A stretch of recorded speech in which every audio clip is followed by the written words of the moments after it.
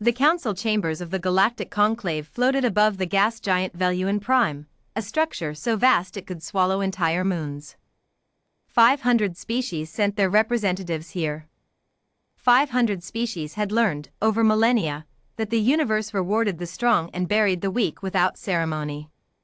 High Chancellor Zareth stood at the center podium, his 4 arms folded in the posture of absolute authority. His species, the Vreth, had led the Galactic Council for 11,000 years. They had seen civilizations rise. They had seen more fall. And now, gazing at the holographic display of Sector 7, the human sector, he felt only the mild irritation of someone swatting a persistent insect. "Jo Karo Unk Soth," Zareth said to his aide, Commander Telvin. "Do what must be done with them." Telvin, who the other species called New York behind closed doors, short for Naya because he was the newest face of old cruelty, transmitted the order without blinking. "The fleet moves in 6 rotations. Earth's resources are to be catalogued. Their population, relocated." The word relocated did a lot of work in galactic politics. It always had. Admiral Darian Voss received the transmission at 0300 hours aboard the UES Defiance, the flagship of humanity's Third Fleet, a fleet the Galactic Council had never taken seriously enough to monitor properly. That was their first mistake. Voss read the ultimatum twice. Then he set it down and called his senior officers. Captain Mira Siddiqui, me to her crew, a call sign earned during the Battle of Titan, was first through the door, already in her combat blacks. Behind her came Lieutenant Commander Yusuf, what to the fleet, a name that meant he in Urdu, given because he was the kind of man stories were told about in the third person even while he stood in the room. "They've given us 48 hours, Voss said. "Didu unhi jawab," me said flatly. "Give them an answer." "I intend to," Voss replied. What the Galactic Council did not know about humans was this: they had been at war for the entirety of their recorded history. Not because they were savage, every species assumed savagery when they thought of human warfare, but because they had learned, through 10,000 years of blood and fire, exactly how to fight a larger enemy. Asymmetric warfare. Guerrilla doctrine. The weaponization of terrain. The willingness to absorb losses that would shatter another species' will, and keep moving forward. The Vreth had fought their last serious war 4,000 years ago. They had forgotten what war felt like from the inside. Humans had never been allowed to forget. Lieutenant Hai, short for Hyder, his full name, was the one who cracked the Galactic Council's communication encryption. He was 23 years old. He had learned cryptography the way humans learned most dangerous things, because someone told him he couldn't. Hyene Cardia were reported to Voss with barely concealed pride. Hai has done it. The encryption wasn't broken so much as it was walked through. Hai had found a philosophical gap in the way the Vreth mathematicians had conceived of prime numbers. They had assumed a base 12 universe. Humans worked in base 10, base 2, base 16, and 17 other numerical systems, shifting between them like breathing. The gap was a canyon once you knew to look. Within 6 hours of the ultimatum, humanity knew exactly where every Galactic Council fleet was positioned, their fuel reserves, their targeting protocols, and most critically, their blind spots. Every ship has blind spots. The Vreth had simply never met an enemy smart enough to find them. "Didu signal," Voss ordered at 0600 hours. "Send the signal." The message that went out to the Galactic Council was not a surrender. It was not a plea.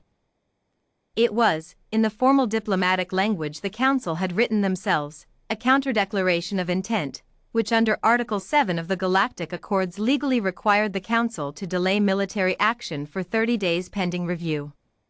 Zareth read it in disbelief. "Yikia High? What is this?" "Technically valid, High Chancellor," his legal aide admitted, "the creature's equivalent of a throat clear.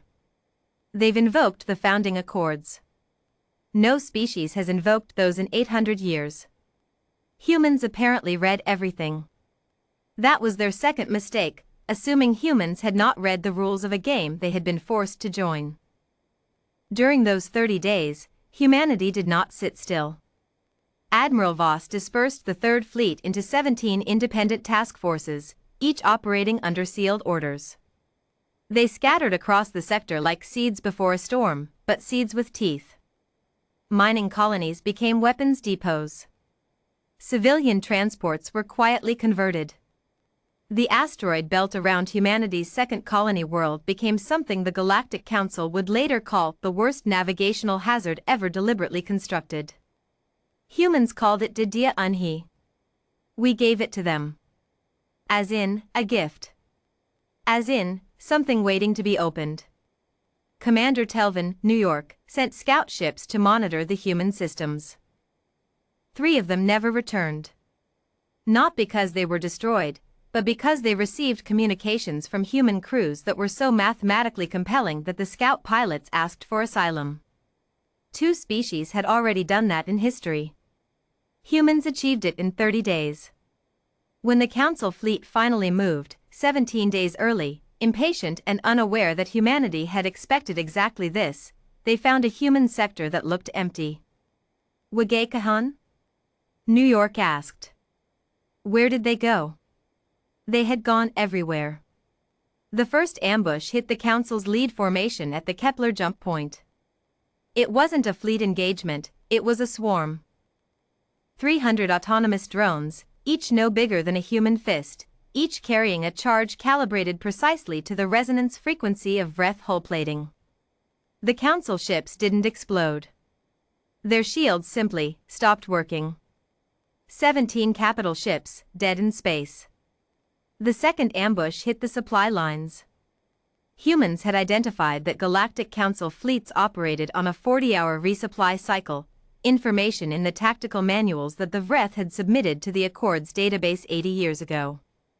Mi's task force hit the resupply convoys with a precision that made the Vreth analysts go quiet. Yi and Son Hain, one of them said, voice strange. These are humans. Han, said another. Yes. Suna the Kuyi Kamser Hain. We had heard they were weak. Nobody answered.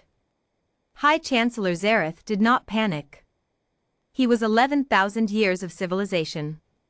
He did not panic. But he did call for a direct communication with Admiral Voss.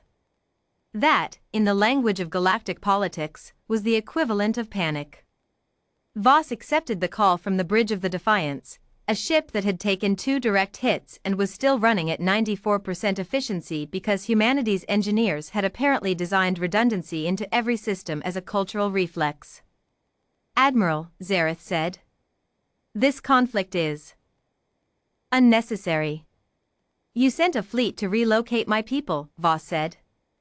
A miscalculation. Yes, Voss agreed. It was. The silence stretched between them, across the light years. Hia Chotho? Zareth finally asked. What do you want? Voss leaned forward. A seat. A real one. Not an observer status, not a provisional membership. Full voting rights on the Council. Recognition of human sovereignty over our 12 settled systems. And a formal apology, broadcast on every Council frequency. Zareth's 4 arms shifted. You would end hostilities for words? We're not ending hostilities, Voss said. We're offering you the chance to end them yourself.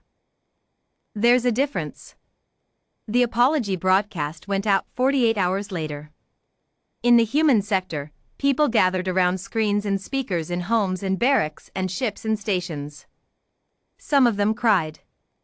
Most of them didn't. There wasn't much room for tears when you were still running on adrenaline and 4 hours of sleep and the knowledge that the work wasn't finished, not by a long measure. Lieutenant Hai heard it while recalibrating drone telemetry, and said nothing. Wa heard it on the bridge of his patrol craft and nodded once, slowly, the way a man nods when something he believed in is finally proven right. Mi heard it at a debriefing table surrounded by captains and crew, and she stood up without being asked, and the room stood with her. Admiral Darian Voss heard it alone, in his quarters, with the lights low. He thought about every human generation that had come before him, every person who had looked up at the stars and wondered if the universe had room for them.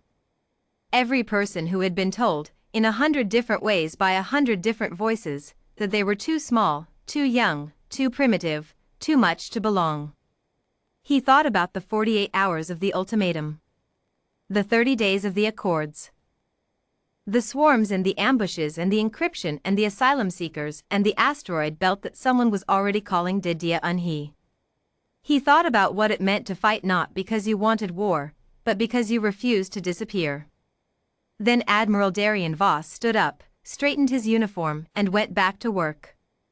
The galaxy had been warned. Humans did not relocate easily.